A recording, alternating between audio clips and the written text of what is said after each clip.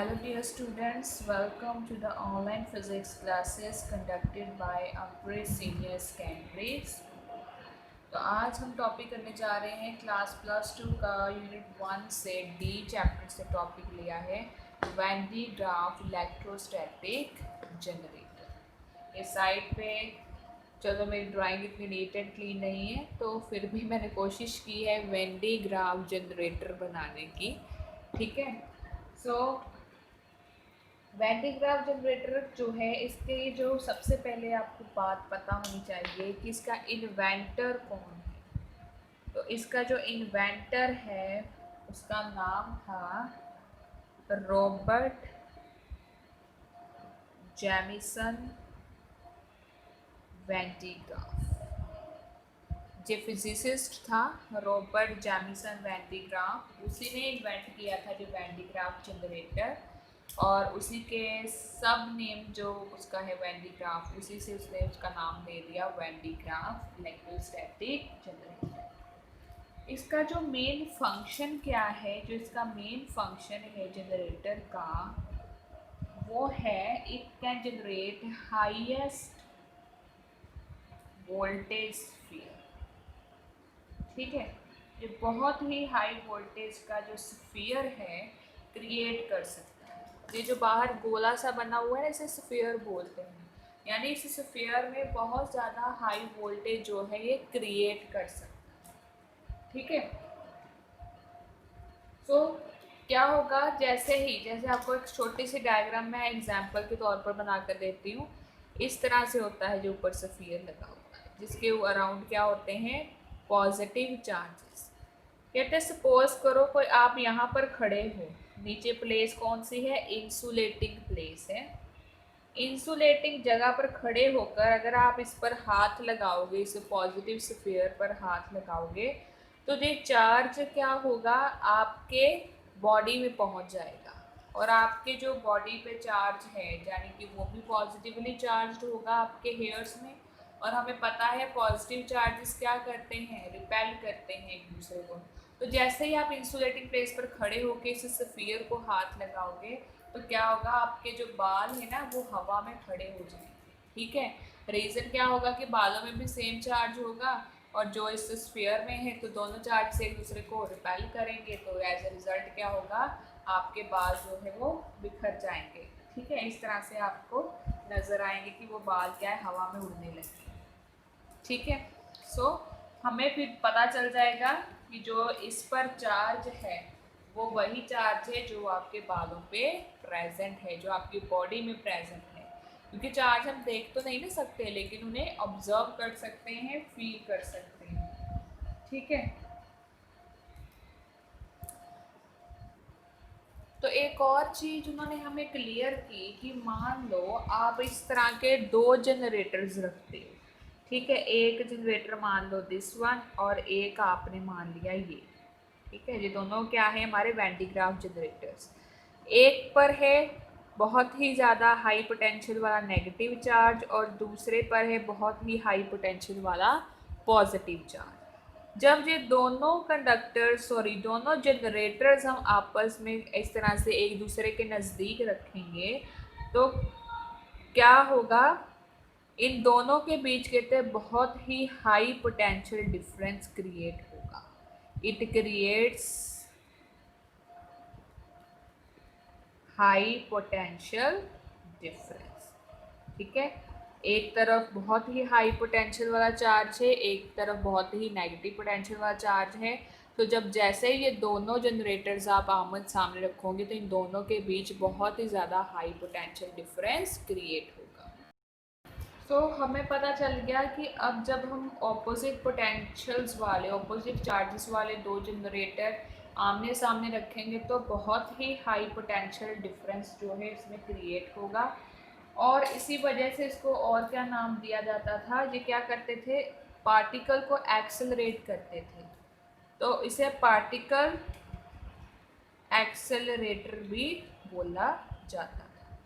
ठीक है, सो जब मीन्स कि कोई भी पार्टिकल होता था अगर इनके टच में आता था तो उसे बहुत ही हाई स्पीड पर ये एक्सेलरेट कर देते थे, इसलिए इन्हें पार्टिकल एक्सेलरेटर भी बोला जाता था। लेकिन एक समय में ये बहुत ही पावरफुल पार्टिकल एक्सेलरेटर हुआ करता था। उसके बाद में इसकी जगह किसने ले ली थी? साइक्लोट्रॉन ने ले ली। ठीक है, उसके बाद एक साइक्लोट्रॉन डिवाइस आया जो काफ़ी ज़्यादा पार्टिकल्स को एक्सेलरेट करता था हाई स्पीड पर as comparison to this Van de Graaff generator. तो उसने साइक्लोट्रॉन ने इसकी जगह ली। ठीक है, तो उसकी हम अभी बाद में बात करेंगे साइक्लोट्रॉन की। अभी हम मेन अपनी बात करते हैं वैन डी ग्राफ जनरेटर। ठीक है, अगर आप बात करो इसके कंस्ट्रक्शन की, तो इसका कंस्ट्रक्शन कैसे है? ये जो है एक बड़ा स्फीयर लगा हुआ है बाहर। ठीक है, ये वो स्फीयर लगा है और इसके अंदर एक पुली लगी है और एक नीचे है। ठीक है, जो इस पुली को उन्होंने रोटेटर का नाम दे दिया है। इसे क्या बोलते हैं? रोटेटर। ये क्या है हमारा बच्चे? रोटेटर। और इन दोनों रोटेटर के साथ एक को P1 नाम दे दिया, एक को P2। एक कन्वेयर बेल्ट लगी हुई है। क्या लगी है? एक कन्वेयर बेल्ट। कन्वेयर बेल्ट का काम क्या है? यहाँ पर एक एक्सटर्नल सोर्स लगा हुआ है, HT। HT क्या है हमारा? External source. ठीक है, एक्सटर्नल सोर्स। तो ये एक्सटर्नल सोर्स से क्या करते हैं? उसके साथ ही एक अटैच है ब्रश B1। यहाँ पर अटैच है हमारा ब्रश B1 इस एक्सटर्नल सोर्स के साथ। और वो ब्रश क्या करेगा? यहाँ से पॉजिटिव चार्ज लेगा एक्सटर्नल सोर्स से और इस बेल्ट के साथ अटैच्ड है ये ब्रश B1।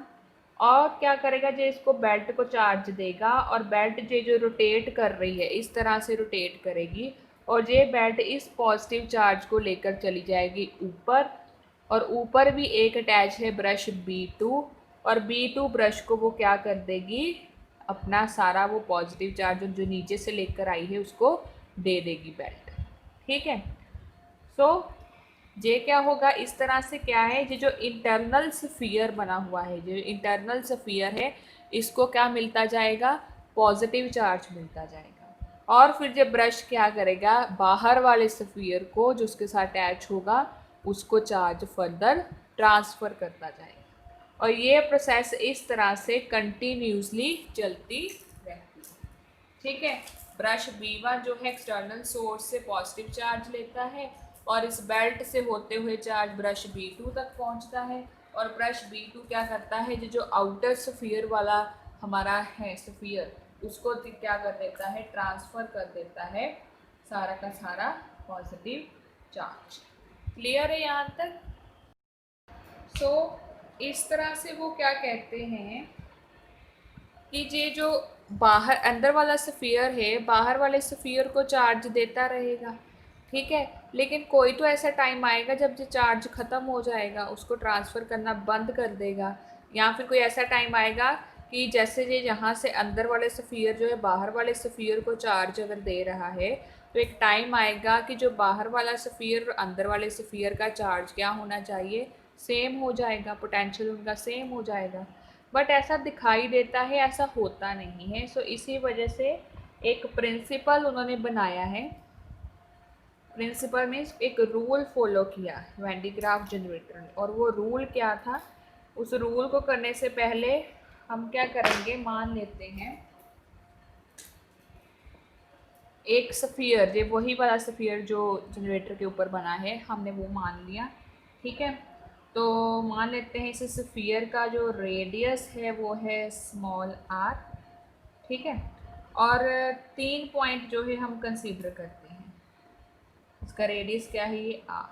एक पॉइंट यहाँ पर कंसीडर करते हैं q, एक पॉइंट बाहर p और एक पॉइंट अंदर r। बाहर क्या है? इसके सारे पॉजिटिव चार्जेस स्फीयर के। तो इस सेंटर पॉइंट से लेकर यहाँ तक का जो डिस्टेंस है हम मान लेते हैं r डैश, क्योंकि यहाँ से लेकर यहाँ तक का तो रेडियस ही होगा। O से लेकर Q तक का डिस्टेंस कितना होगा? r। और जो O से P तक का डिस्टेंस होगा वो होगा हमारा r डैश। अब हमें ये पता करना है बाहर टोटल चार्ज क्या है? Q। मान लेते हैं बाहर टोटल नेट चार्ज है Q। इस चार्ज Q की वजह से इन तीनों पॉइंट्स पर R, Q और P पर कितना पोटेंशियल होगा due to the presence of this Q charge.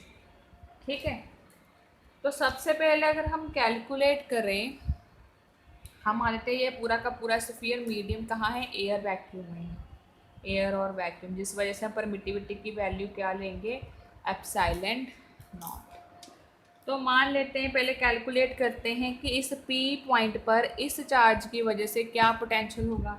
तो अगर आपको याद हो, आपने 1A चैप्टर में स्टार्टिंग में इलेक्ट्रोस्टैटिक पोटेंशियल का फार्मूला किया था।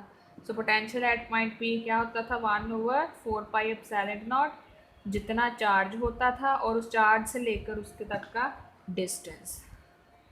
सो कितना है, अंदर वाले स्फीयर से लेकर बाहर तक का डिस्टेंस कितना ले लिया हमने, आर डैश। ये बात की हमने आउटसाइड की।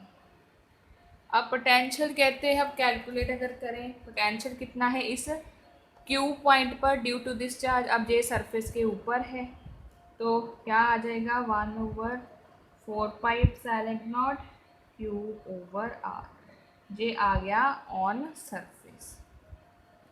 अब बचा एक पॉइंट अंदर वाला, यहाँ पर क्या होगा, 1/4 pi epsilon naught Q over are.